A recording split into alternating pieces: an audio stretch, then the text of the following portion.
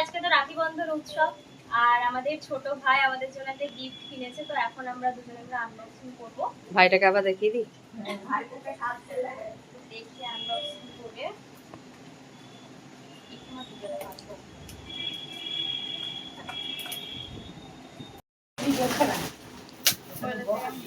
বস কাছে বস। হ্যাপি।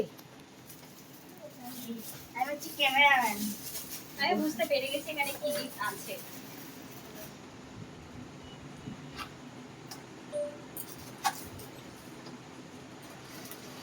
বাহ, আরে দুজনেই পছন্দ হয়েছে। Thank you. রাইট ওকে দেখো। আর কাছে না কাছে না কাছে না। আমাদের ভাই, ছোট ভাই আগের বছর আমাকে গিফট ও নিজে গিয়ে আমাদের বাড়িতে দিয়ে এসেছিল, আজকে দিচ্ছে না। হয়ে গেছে।